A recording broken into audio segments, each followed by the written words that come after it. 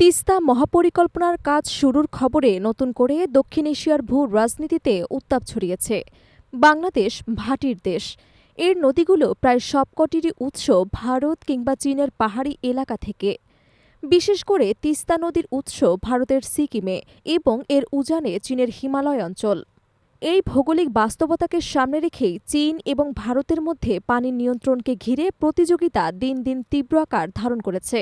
এমন বাস্তবতায় বাংলাদেশ তিস্তা নদীর পানি ব্যবস্থাপনার জন্য যে মহাপরিকল্পনা হাতে নিয়েছে তা যেমন উন্নয়ন সম্ভাবনা সৃষ্টি করেছে, তেমনি কূটনৈতিক ভারসাম্যর কঠিন চ্যালেঞ্জও বয়ে এনেছে।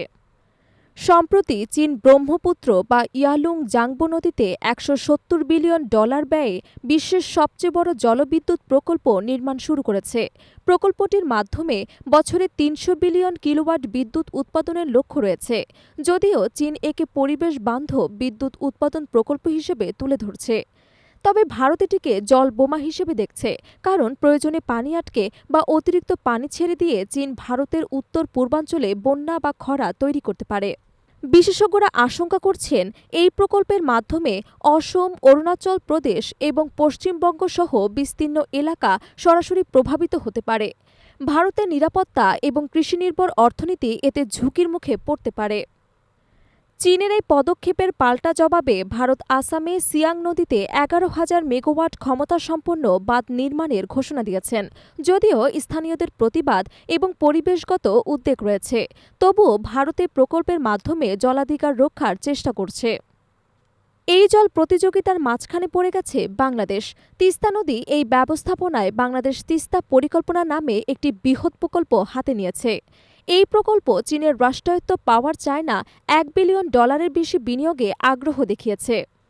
নদী শাসন, ভাঙন রোধ, কৃষি এবং সেচ উন্নয়ন, পানির সংরক্ষণ সহ তীরবর্তী অবকাঠামো উন্নয়ন এই প্রকল্পের আওতায় পড়বে। তবে এখানেই ভারতের যত আপত্তি। ভারতের আশঙ্কা, চীনা কোম্পানির অংশগ্রহণ মানেই তিস্তা অঞ্চলে চীনের উপস্থিতি এবং কৌশলগত প্রভাব বিস্তার। ভারতের মতে এর ফলে উত্তরবঙ্গ এবং সিকিম অঞ্চলের নিরাপত্তা হুমকির মুখে পড়তে পারে। তিস্তা নিয়ে বাংলাদেশ এবং ভারতের মধ্যে দীর্ঘদিন ধরেই পানি বণ্টন চুক্তির আলোচনা চলছে। 2011 সালে এক খসড়া চুক্তি হলেও পশ্চিমবঙ্গের আপত্তিতে তা আটকে যায়। বর্তমানে শীতকালে তিস্তার পানি প্রবাহ 20 থেকে 25% নেমে এসেছে। বাংলাদেশের রংপুর, লালমনিরহাট এবং কুড়িগ্রাম অঞ্চলের কৃষি এই নদীর পানির উপর নির্ভরশীল। ফলে পানি না পেলে তিস্তা মহাপরিকল্পনা বাস্তবে রূপ পাবে না, কাগজে কলমে সীমাবদ্ধ থাকবে।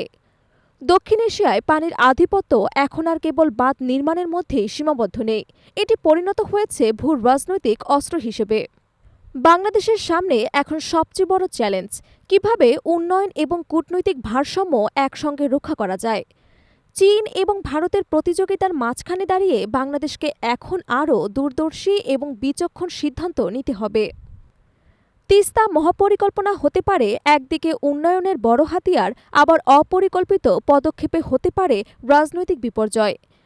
প্রকল্প বাস্তবায়নে শুধু অবকাঠামোগত প্রস্তুতি নয়, সবচেয়ে জরুরি হল আন্তর্জাতিক কূটনীতিতে বাংলাদেশের সক্রিয় এবং ভারসাম্যপূর্ণ অবস্থান নিশ্চিত করা।